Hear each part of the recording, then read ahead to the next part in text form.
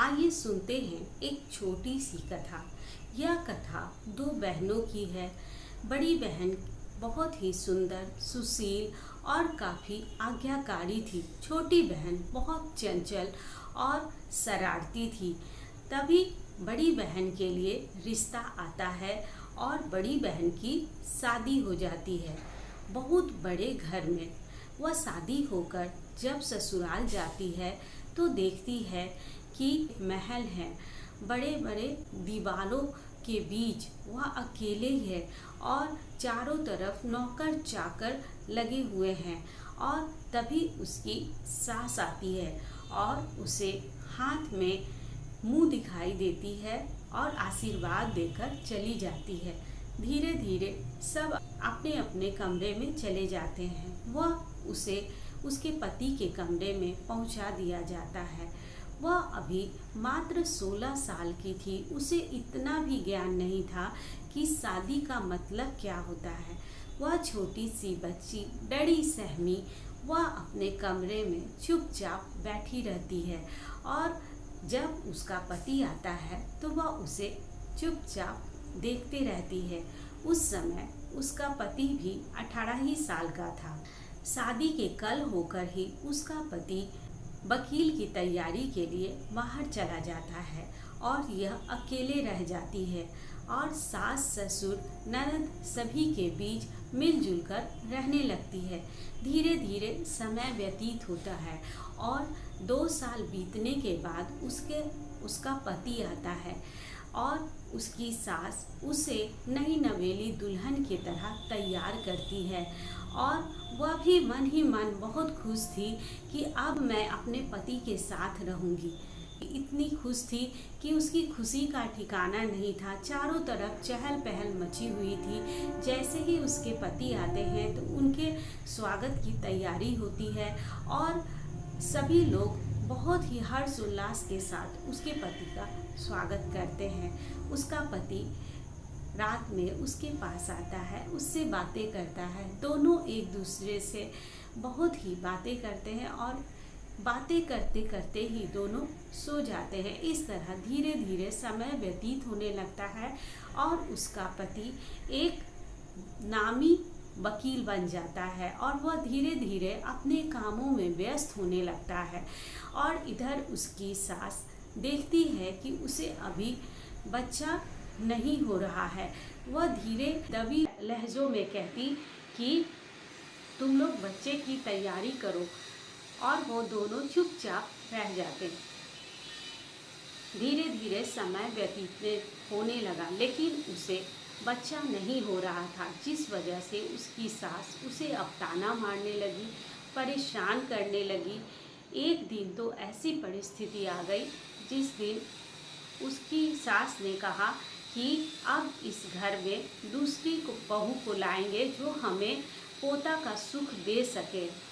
और वो अपने बेटे पर दबाव बनाती है और बेटे से कहती है कि यदि तुमने दूसरी विवाह के लिए हाँ नहीं किया तो मैं कुछ खाकर मर जाऊंगी। बेटा विवश हो जाता है और शादी के लिए हाँ कह देता है और उस घर में उसकी छोटी बहन आ जाती है विवाह करके और इसे पीछे में एक कोठरी रहती है, उस कोठरी में इसे रखा जाता है।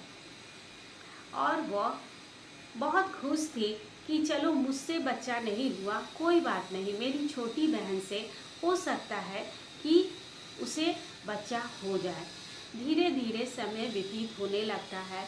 उसका पति उसके पास आता है, उससे बातें करता है लेकिन उसके मन में बहुत पछतावा रहता है कि वह उसे छोड़कर उसकी छोटी बहन से उसने विवाह किया है।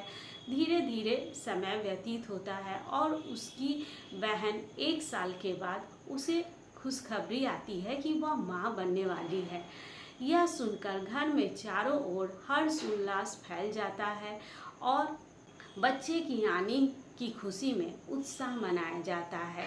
और जैसे ही ये सुनती है कि उसकी बहन को बच्चा होने वाला है, वो अपनी बहन से मिलने जाती है। तभी उसकी सास कहती है कि ये बांझ है, इससे दूर रहना और इसकी छाया भी तुम पर नहीं पड़नी चाहिए। उसे सास यह कहकर उसे वहाँ से भगा देती है और वे बेचारी अपनी कोठरी में जाकर चुपचाप रोते रहती है।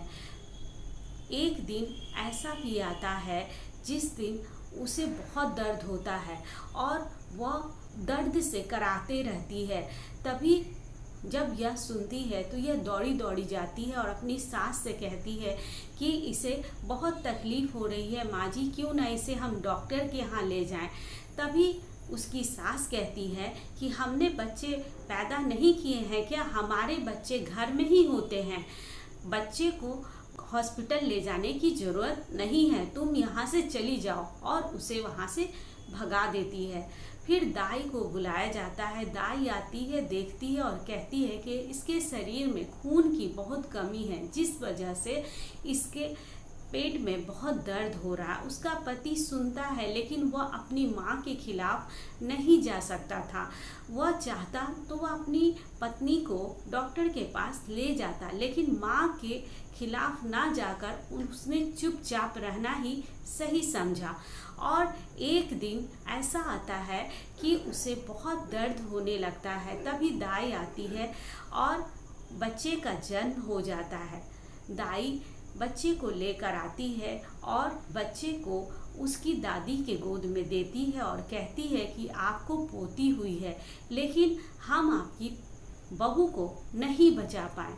यह सुनकर उसकी सास बहुत दुखी हो जाती है कि अब जो हमारे वंश को चलाने वाला अब नहीं आएगा, अब तो ये पुत्री हो गई है, अब क्या होगा। वह उदास हो जाती है और सर पकड़कर बैठ जाती है। जब उसका पति आता है, यह सब सुनता है, वह भी मन ही मन बहुत पछताता है। उसकी बहन उस बच्चे को ले जाती है कोठरी में और उसका पालन पोषण करने लगती है। उसका पति धीरे धीरे उसके पास आने लगता है। वो दोनों कोठरी में प्रेम पूर्वक रहते हैं और बच्चे का पालन पोषण करने लगते हैं। एक दिन उसकी सासू माँ आती है और उसे भला बुरा कहती है और उसे धक्का दे देती है। उसका सर जाकर जमीन से लग जाता है और सर से खून बहने लगता है। तभी उसका पति गुस्से में आकर उसे गोद में उठाकर हॉस्पिटल ले जाता है। जब उसे वह हॉस्पिटल ले जाता है तो मरहम पट्टी कराने के बाद जब उसे लाने लगता है, तब डॉक्टर बोलती हैं कि इस हालत में इनका बहुत अच्छे से ख्याल रखिएगा। तभी वह बताती है कि यह माँ बनने वाली है। घर में खुशी की लहर उठ जाती है। उसकी सास भी उसे प्यार करने लगती है और उसे अपने कमरे में अपने पति के पास ले आती है और 9 महीनों तक उसकी खूब सेवा करती है। और जब अंतिम समय आता है तब उसे एक पुत्र होता है। यह सब देखकर उसकी सास खुश हो जाती है और अपनी बहू से अपनी गलतियों के लिए क्षमा मांगती है और सास बहू और उसका पति एक दूसरे के साथ मिलजुल कर खुशी खुशी सब रहने लगते हैं।